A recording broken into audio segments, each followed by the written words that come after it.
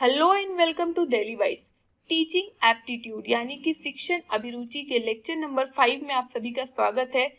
जैसा कि मैंने प्रीवियस लेक्चर्स में आप लोगों को बताया है, बट मैं आप लोगों को रिमाइंड करवा देती हूँ कि ये जो टीचिंग एप्टीट्यूड की सीरीज बन रही है ये उन लोगों के लिए इम्पोर्टेंट होने वाली है जो कि डिफरेंट यूनिवर्सिटीज में इस बार बीएड एंट्रेंस या फिर बीएड स्पेशल एजुकेशन के एंट्रेंस एग्जाम देने वाले हैं। बकायदा शर्त यहाँ पे बस एक होगा कि वहाँ का जो सिलेबस होगा उसमें टीचिंग एप्टीट्यूड एक पोर्शन होना चाहिए। तो ये सीरीज आपके लिए बहुत इंपॉर्टेंट होगी। आज हम लोग इस लेक्चर नंबर 5 में बात करने वाले हैं लेवल्स ऑफ टीचिंग यानी कि शिक्षण का क्या क्या स्तर होता है। तो चलिए हम लोग देखते हैं शिक्षण का स्तर क्या क्या होता है और इसे किसने दिया था। ये जो लेवल्स ऑफ टीचिंग है यानी कि पहले एक काम करना है, फिर उससे थोड़ा अप लेवल में जाएंगे, देन उसके बाद एक और लेवल अप जाएंगे। जैसे कि स्टेयर्स पे हम लोग सीढ़ी चढ़ते हैं, उसी तरीके से लेवल टीचिंग का क्या हो रहा है, एक के बाद एक बढ़ते जा रहा है। तो इस लेवल ऑफ टीचिंग को किसने दिया था? मॉरिस एल विगी ने। कब दिया था? 1976 में। अब इनका जो लेवल्स था वो क्या था? नीचे से ऊपर की ओर बढ़ रहा है। देखिए, पहला है मेमोरी लेवल, दूसरा है अंडरस्टैंडिंग लेवल और तीसरा है रिफ्लेक्टिव लेवल। इसे हम लोग डिटेल में आगे बात करेंगे। यहाँ पे थोड़ा सा समझ लीजिए, ये जो मेमोरी लेवल है ये कहीं ना कहीं रोट लर्निंग को प्रमोट करता है, यानी कि यहाँ पे जो भी चीजें बच्चों को पढ़ाई जाएगी उसे रटवाई जाएगी, उन्हें मेमोराइज करवा दिया जाएगा। जब हम लोग बात अंडरस्टैंडिंग लेवल की करेंगे तो बच्चे एग्जाम्पल्स के थ्रू चीजों को समझ पाएंगे। जैसे कि यदि हम बोल रहे हैं एनिमल, तो अभी तक उन्होंने सिर्फ रटा था कि लायन क्या होता है, डॉग क्या होता है। नाउ अब जब हम लोग एनिमल में डिफरेंशिएट करेंगे कि डोमेस्टिक एनिमल, तो अब वो समझ पाएगा कि इन सभी एग्जाम्पल्स में से जो डॉग है वो डोमेस्टिक एनिमल है। तो यहाँ पे क्या होता है, एग्जाम्पल्स के थ्रू बच्चे डिफरेंशिएट करना सीख पाते हैं। नाउ रिफ्लेक्टिव क्या होता है, जो भी चीजें बच्चों ने सीखी है अभी तक मेमोरी लेवल से, अंडरस्टैंडिंग लेवल से, उसके बेसिस पे बच्चे अब और अच्छे से चीजों को एनालाइज करेंगे, जरूरत पड़ने पे अपनी लाइफ में अपनी टीचिंग्स को यूज भी करेंगे। जो उन्होंने अभी तक सीखा है, जो लर्निंग की है, उसे अपने लाइफ में यूज भी करेंगे। इसे और डिटेल में आगे अभी हम लोग देखेंगे। बाकी आप लोग इस टीचिंग एप्टीट्यूड की सीरीज को सीक्वेंस वाइज देखने के लिए हमारे चैनल के प्लेलिस्ट पे जा सकते हैं। वहां पे आपको teaching aptitude BEd special education करके एक प्लेलिस्ट मिलेगा। इस प्लेलिस्ट के अंदर जितने ही लेक्चर्स हैं जो आपके बीएड एंट्रेंस या फिर बीएड स्पेशल एजुकेशन के एंट्रेंस एग्जाम में इंपॉर्टेंट होने वाला है, सभी सीक्वेंस वाइज मिल जाएंगे, तो आप यहाँ से देख सकते हैं। बाकी लेक्चर्स को देखने के बाद आप मॉक भी लगाइए। उसके लिए आप विजिट करिए हमारी वेबसाइट पे, जिसके लिए आप सर्च कर सकते हैं www.dailywise.in। वहां पे आपको बीएड एंट्रेंस कैटेगरी के अंदर टीचिंग एप्टीट्यूड की मॉक की सीरीज मिलेगी। टीचिंग एप्टीट्यूड का मॉक देना इंपॉर्टेंट हो जाता है बिकॉज यहाँ पे कंफ्यूजन ज्यादा होते हैं। तो लेक्चर्स को देखने के बाद मॉक को जरूर सॉल्व करें। तो चलिए हम लोग आगे बढ़ते हैं और इस लेवल्स को अब तोड़ कर देखते हैं कि मेमोरी लेवल, अंडरस्टैंडिंग लेवल और रिफ्लेक्टिव लेवल जो है उसे अब हम लोग ब्रेक करके एक एक करके देखते हैं। जिसमें पहला है मेमोरी लेवल, जिसे हम कह सकते हैं शिक्षण का स्मृति स्तर। स्मृति क्या होती है? जो चीजें हम लोग याद करते हैं, हमारे माइंड में जो चीजें लर्न होके स्टोर्ड रहती है उसे स्मृति कहते हैं। जैसे कि यहाँ पे आप देख भी सकते हैं, इस गिफ्ट में क्या दिख रहा है, ये बच्चा कह रहा है ओह आई रिमेम्बर, यानी कि जो चीजें इसे याद करवाई गई थी इसे वो याद है। बाकी हम लोग आगे बढ़ते हैं और देखते हैं क्या है मेमोरी लेवल और इसे किसने दिया। अगर हम लोग जब पूरे ही लेवल्स की बात करते हैं तो वहां पे मॉरिस एल विगी ने दिया था 1976 में। लेकिन अब हम लोग ब्रेक करके देखेंगे कि जो स्पेसिफिक मेमोरी लेवल है वो किसने दिया था। तो हर्बर्ट नाम के एक व्यक्ति थे जिन्होंने मेमोरी लेवल दिया था। अब देखिए, जो मेमोरी लेवल होता है वो टीचर सेंटर्ड होता है। टीचर सेंटर्ड होने का क्या मतलब हुआ कि यहाँ पे टीचर पूरी तरीके से एक्टिव रहेंगे, स्टूडेंट पैसिव रहेंगे। स्टूडेंट का बहुत ज्यादा रोल होता नहीं है बिकॉज स्टूडेंट्स क्वेश्चन पूछने के कंडीशन में नहीं होते हैं, क्योंकि उन्हें अभी चीजें समझ नहीं आ रही। ए के बाद बी होता है, बी के बाद सी होता है, उन्हें याद करवा दिया गया। अब वो पूछेंगे क्या कि सी के बाद ई क्यों नहीं होता है, क्यों सी के बाद डी आता है और डी के बाद ई आता है? नहीं पूछेंगे। तो यहाँ बच्चे जो होते हैं चिल्ड्रंस वो पेसिव फॉर्म में होते हैं और टीचर का सारा रोल होता है।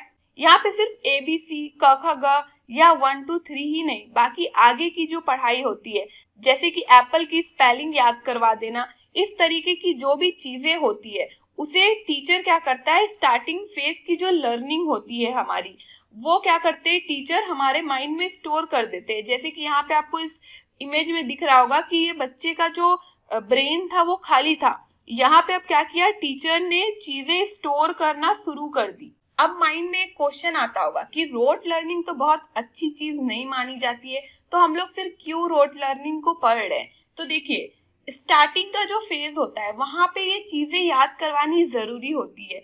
हाँ आगे चल के अभी हम लोग देखेंगे कि जैसे जैसे लेवल अप होते जाएगा वहां पे मेमोरी लेवल का जो रोल है वो एकदम ही कम होते जाएगा और इन तक पहुंचते पहुंचते एकदम निगेटिव में चला जाएगा। तो स्टार्टिंग फेज है ये लर्निंग का, इसीलिए यहाँ पे रोट लर्निंग करवानी जरूरी होती है।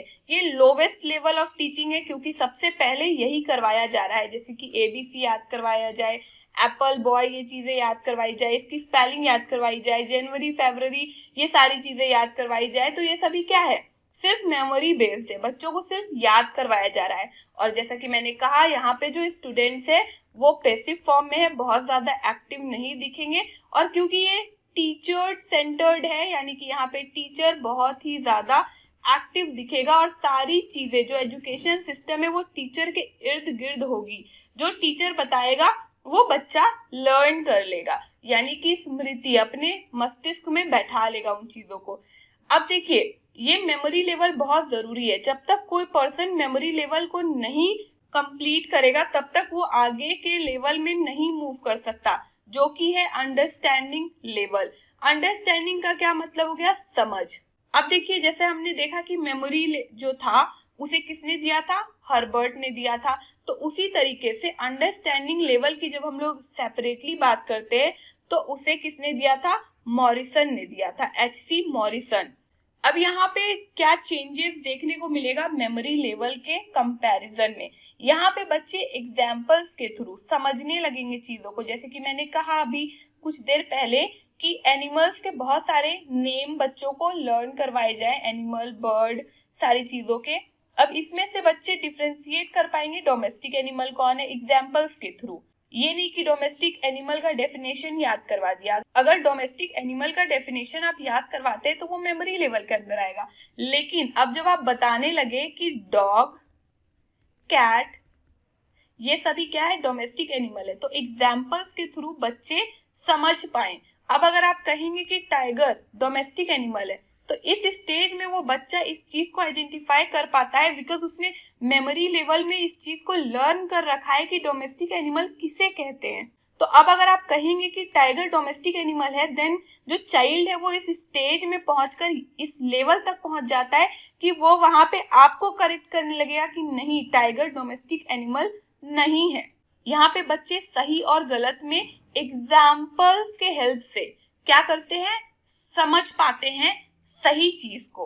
अब यहाँ पे आप देख रहे हैं कि यहाँ पे स्टूडेंट भी जब एग्जाम्पल अगर टीचर गलत दे रहा है या कुछ गलत बता रहा है तो यहाँ पे स्टूडेंट क्या हो रहा है, एक्टिवली आंसर कर रहा है, तो यहाँ पे स्टूडेंट एक्टिव होगा। लेकिन यहाँ पे टीचर भी एक्टिव ही दिखेगा बिकॉज अभी भी जो चाइल्ड है, जो एक बच्चा है, उसका इतना माइंड डेवलप नहीं हुआ है कि वो चीजों को एनालाइज कर पाए, प्रॉब्लम सॉल्विंग कंडीशन में अभी नहीं आया है। अभी वो सिर्फ एग्जाम्पल्स के थ्रू चीजों को समझ पा रहा है, सही गलत में पॉजिटिव निगेटिव एग्जाम्पल्स के थ्रू समझ पा रहा है। ये जो टीचिंग का लेवल है, अंडरस्टैंडिंग लेवल, इसे बोध या फिर अबोध स्तर भी कहते हैं।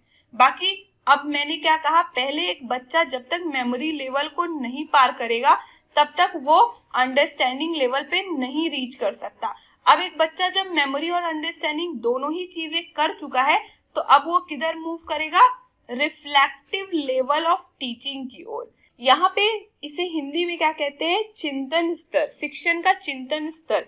जैसा इसका नाम है वैसा ही यहाँ पे बच्चों का डेवलपमेंट भी होगा। उससे पहले हम लोग देख लेते हैं कि ये जो particular reflective level of teaching है वो किसने दिया है, हंट ने इस थ्योरी को डेवलप किया है।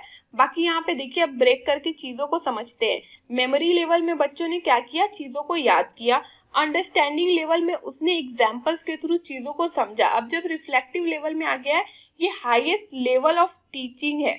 यहाँ पे बच्चों का सबसे ज्यादा डेवलपमेंट होगा। यहाँ पे जो बच्चे हैं सारी चीजों को तोड़ मरोड़ कर सीखेंगे। फॉर एग्जाम्पल, अगर आप कोई टॉपिक पढ़ाते हैं, मान लेते हैं आप मैथ्स का कोई टॉपिक अलजेब्रा पढ़ा रहे हैं, तो अगर आप अलजेब्रा पढ़ा रहे हैं, अब वो खुद से भी कोशिश करेगा कि क्वेश्चंस को सॉल्व करे, जो कि वो पहले 2 स्टेज में नहीं कर रहा था। पहले 2 स्टेज में उसे एग्जाम्पल्स बता दिए गए, चीजें लर्न करवा दी गई, बस।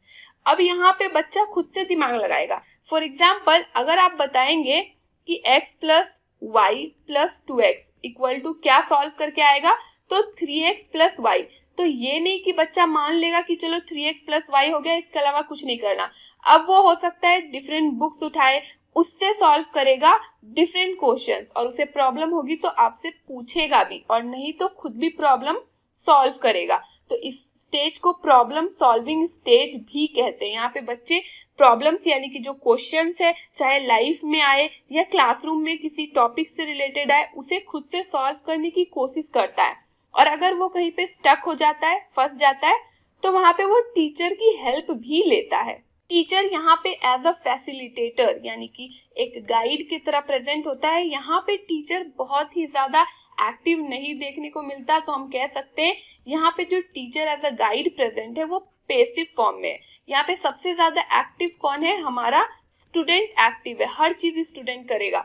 कोई भी थ्योरी पढ़ रहा है तो उसके गुड बैड सारी चीजों को क्रिटिकली एनालाइज करेगा। क्रिटिकली एनालाइज करने का मतलब क्या होता है, किसी थ्योरी का सिर्फ अच्छा नहीं देखना, उसका बुरा भी देखना। गुड एंड बैड दोनों चीजों को देखकर एक अपनी विचारधारा बनाता है। यहाँ पे जो बच्चा है, यहाँ पे जैसा कि लिखा है एनालिसिस, कोई एक थ्योरी है तो उसको अब एनालाइज करके देखेगा। एनालाइज करके देखने का मतलब है चीजों को तोड़कर देखेगा। जैसे कि अभी मैंने एग्जांपल लिया अलजेब्रा का, अब वो अलजेब्रा को डिफरेंट चीजों में डिवाइड कर देगा। कोफिशिएंट क्या होता है, एक्सप्रेशंस क्या होता है, एडिशन क्या होता है, सब्ट्रैक्शन क्या होता है, मल्टीप्लिकेशन कैसे सॉल्व होगा, डिवाइड कैसे सॉल्व होगा, ये सारी चीजों को तोड़ तोड़ कर सीखने की कोशिश करेगा।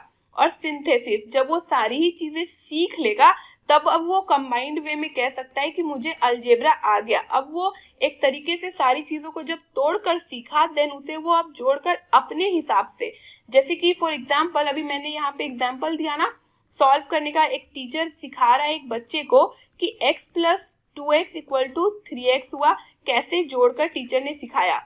अब यहाँ पे जो बच्चा एनालिसिस को कर लिया है, पूरी एनालिसिस की प्रोसेस को अलजेब्रा का कर लिया है, तो सिंथेसिस में अब वो क्या करेगा, हो सकता है वो एक नया मेथड निकाले एडिशन का। जैसे कि टीचर ने स्टेप बाय स्टेप बताया, वो स्टेप बाय स्टेप ना करके कुछ और मेथड अप्लाई करके आंसर तक पहुंचे। यानी कि बच्चा खुद से नियम भी डेवलप कर सकता है अपने लिए। तो ओवरऑल हमें क्या देखने को मिली, यहाँ पे जो बच्चे हैं वो क्रिटिकल थिंकिंग उनमें डेवलप हो गई है, उसके साथ साथ वो प्रॉब्लम सॉल्विंग में इन्वॉल्व हो गए, और ये हाईएस्ट लेवल ऑफ टीचिंग है। और सबसे इम्पॉर्टेंट चीज, यहाँ पे जो टीचर है एज अ गाइड अवेलेबल है। यहाँ पे टीचर का बहुत ही कम रोल होता है, इसलिए वो पैसिव है। तभी टीचर अवेलेबल होगा जब एक स्टूडेंट को उसकी हेल्प होगी। अब इसका ये मतलब नहीं है कि क्लासरूम में टीचर पढ़ाने नहीं आ रहा है, ऑफ कोर्स आ रहा है, बट टीचर का यहाँ पे क्या रोल होगा कि बच्चों को प्रॉब्लम सॉल्विंग में इन्वॉल्व करना, बच्चों का ग्रुप डिस्कशंस करवाना, बच्चों को प्रोजेक्ट देना, सो दैट बच्चे खुद एक्सप्लोर करें। और टीचर यहाँ पे क्या करेगा, हर एक कंडीशन में बच्चों को असिस्ट करेगा, हेल्प करेगा। तो यहाँ पे ऐसा नहीं है कि स्टूडेंट्स खुद ही से पढ़ने लग जाएंगे, पढ़ेंगे अभी भी टीचर के हेल्प से, लेकिन एज अ गाइड टीचर चाहेगा, या टीचर का ये वर्क होता है कि इस स्टेज में स्टूडेंट्स को एक्सप्लोर करने दे और एनालिसिस और सिंथेसिस के थ्रू बच्चों का बहुत अच्छा डेवलपमेंट हो, वो प्रॉब्लम सॉल्विंग, क्रिटिकल थिंकिंग और बेहतर ढंग से इवॉल्व कर सके। This was it for this video lecture. बाकी आप लोग को कोई भी डाउट हो टीचिंग एप्टीट्यूड के इस लेक्चर की सीरीज से रिलेटेड, या फिर किसी भी बीएड एंट्रेंस के एग्जाम से रिलेटेड, या बीएड स्पेशल एजुकेशन के एग्जाम से रिलेटेड, या फिर बीएड स्पेशल एजुकेशन क्या है, क्यों करना चाहिए, कोई भी डाउट हो तो आप लोग डायरेक्टली मुझसे इंस्टाग्राम पे जुड़िए। मेरी आईडी की लिंक डिस्क्रिप्शन बॉक्स में दी होगी, या फिर इंस्टाग्राम पे डायरेक्टली सर्च करिए delibite_nupur और वहां पे मुझसे जुड़कर अपने सारे डाउट्स को शेयर करिए। साथ ही साथ टीचिंग से रिलेटेड या एजुकेशन से रिलेटेड किसी भी रिसोर्स मटेरियल से आप अपडेटेड रहना चाहते हैं या भी कोई लेक्चर का नोटिफिकेशन से अपडेटेड रहना चाहते हैं तो इसके लिए आप हमारा टेलीग्राम ग्रुप ज्वाइन करिए। इसकी लिंक डिस्क्रिप्शन बॉक्स में दी होगी। And also follow and connect with us through these social media sites, links are given in the description box. Stay tuned, stay updated, and don't forget to follow your dreams and do comment your views in the comment section. Thank you.